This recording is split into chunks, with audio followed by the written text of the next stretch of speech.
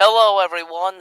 Welcome back to another time podcast. And we are going to turn our eyes over to Europe. And we are going to begin by Zelensky's advisor issues anonymous warning about Great War. Further U.S. aid for Kyiv is needed to prevent Vladimir Putin's invasion of Ukraine turning into a great war between Russia and the West, a Ukrainian government advisor has said. Kyiv has repeatedly warned that delays in Western aid hand Putin a battlefield advantage, while Ukrainian President Vladimir Zelensky told the Washington Post that the U.S. congressional hold-up on a $60 billion military package has been costly. Zelensky said in the interview that no U.S. support means Ukraine has no air defense, Patriot missiles, or jammers for electronic warfare, which means Kyiv's forces will have to retreat step by step. He added that if Ukraine falls, Putin will divide the world into Russia's friends and enemies. Ukrainian Intel Affairs advisor Atan Greshkov shared the Zelensky interview on X, which he summarized and wrote, "It looks like the Great War is just beginning. The war will not be limited to the territory of Ukraine. It is already almost obvious that Western countries will join it, and Russia will have to fight several fronts. Putin is not going to stop," Greshkov said. He said that U.S. aid for Ukraine was matter of reputation and noted comments by Taiwan's Foreign Minister Joseph Wu that a withdrawal of American support for Kyiv will allow China to portray the U.S. as an unreliable partner. Western countries can still stop the Great War from coming, Greshkov said. However, there's very little time left to change the course of history. Months. Leaders of NATO countries such as Poland and Denmark have predicted that Putin would attack the alliance within the next 3 to 5 years. The Institute for the Study of War think tank said economic and military indicators suggest Russia is looking for a war. The alliance likely on a shorter timeline than analysis had predicted. However, it made the Western concerns that Putin's ambitions extend beyond Ukraine. Lieutenant Admiral Rob Barr, chair of the NATO Military Committee, said on Friday that while the alliance must be prepared for further escalation, I don't think there is a direct threat. Elsewhere in Zelensky's interview with the Post, the Ukrainian president confirmed Washington had expressed concerns about Kyiv's drone strikes on oil infrastructures in Russia, saying that the reaction of the U.S. was not positive. He argued that in lieu of having effective air defense, the only way Kyiv could curb Moscow's attacks on Ukrainian energy sites was to inflict similar damage on Russia's facilities. We have impacted oil supplies for the war and for export. It's fair, he said, as he called for a long-range ATACM 300 missiles, which could strike targets in Russian-occupied Crimea, especially the airfields Moscow uses to launch planes, carry out precision-guided missiles that have hit targets in Ukraine. Now, that is highly,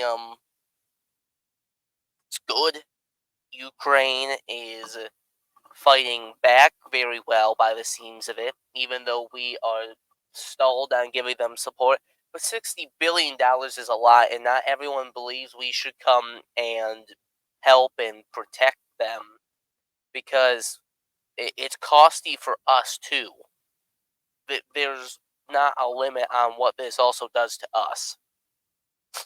But on to our next article. NATO allies, a war with Russia could come very soon. NATO faces a pre-war era in which literally any scenario is possible given the potential for aggression from Russia. According to Poland's prime minister, the latest events shows that allies seeing a growing likelihood of major conflict. Likely any scenario is possible, Polish Prime Minister Donald Tusk told a group of journalists in a newly published interview. I know it sounds devastating, especially to the people of the younger generation, but we have to get mentally used to this new era. Now, this sounds like something I read yesterday, but this is not the same thing I read yesterday. I can promise you. Tusk is the second senior politician from a NATO member state to suggest that the alliance faces a pre-war world, as British Defence Secretary Grant Shapps likewise put it in a January speech. His urgent appeal adds a center-left voice to a chorus of Russia hawks, typically populated by more consecutive perceptives or the Baltic state leaders who feel acutely they're vulnerable to Russia. But I would dare to say that it is only now, in the midst of the Great War, that it is dawned on all NATO leaders and senior military leaders that all this may actually be needed very soon. There is a real threat, a real military task and that we must behave and act in such a way that this is machinery. When it is needed, it when it is needed is ready.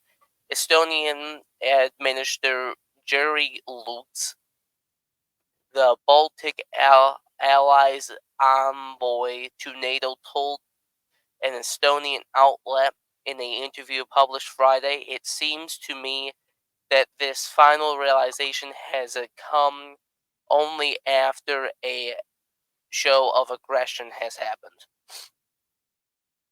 Now I have a video over on this article, and I just have to pull it up. Alrighty, here we go. Dang it.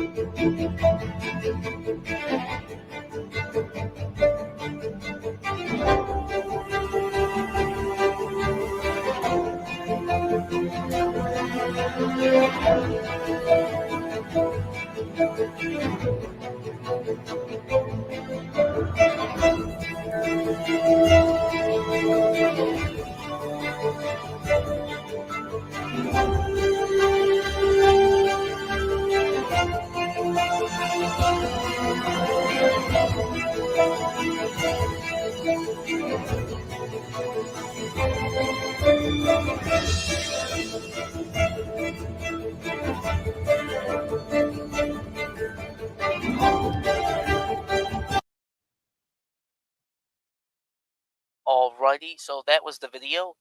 Obviously not too much information, but there is some.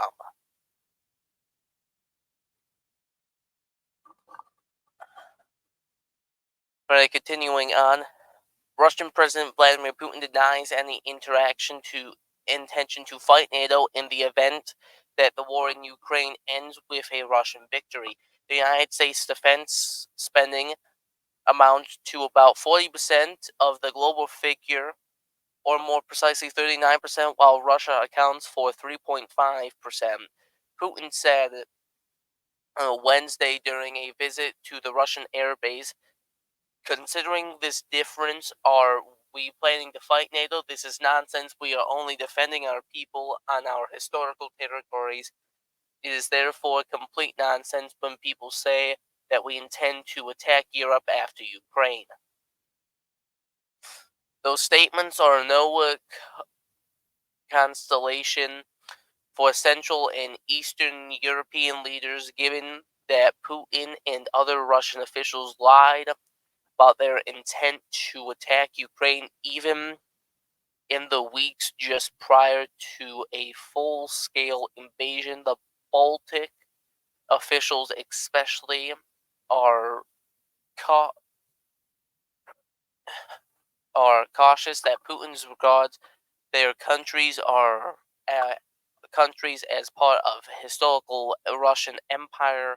The justification for the war in Ukraine, and Putin emphasizes that in June 2022 also applies. Narva, a city in Estonia where Tsar Peter the Great won a major battle in 1704. Then the question is, could NATO be challenged? We're more technologically advanced, we are better prepared, we are better trained, and all the other things. Lithuanian Foreign Minister Garblis Landbrisks said Monday at the Houston Institute, but Russia is fighting an actual war right now, building up this army and expecting us to be politically not prepared, not military unprepared, but politically. Tusk likewise emphasizes that European leaders need to adopt a more hard-headed attitude.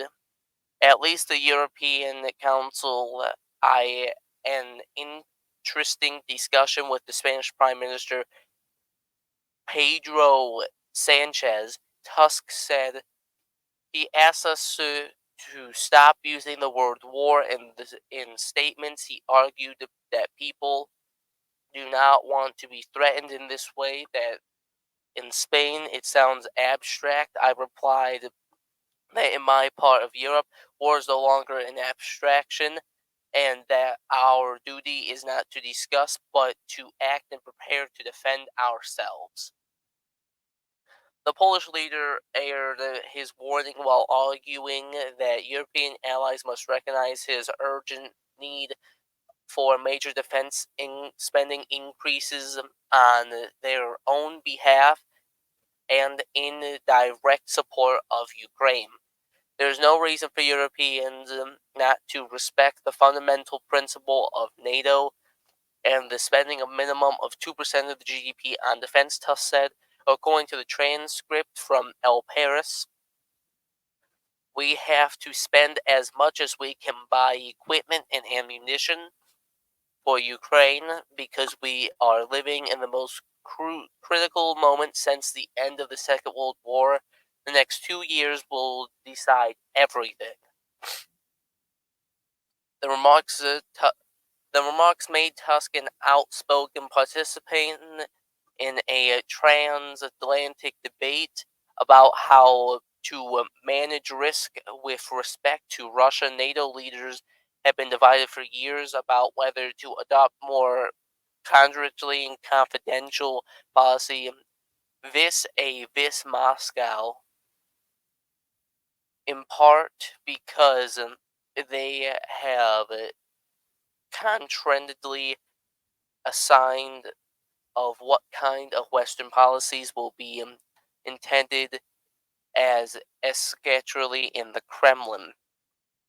If you are not, if you are on the side that says all the time you do not want to escalate and inherit the other side, I did not give one weapon or the other to Ukraine in a sense. You are setting yourself up to react, and you often lose the initiative, said Luksh, the Estonian ambassador. So, in that sense, I think we need to escalate, but in a way that would be appropriate, of course. So, that is the updates I have for you over in Europe. Make sure to like this if you want me to keep going at this, and make sure to subscribe so you do not miss a war update. Bye. We'll see you again. But until then, bye bye.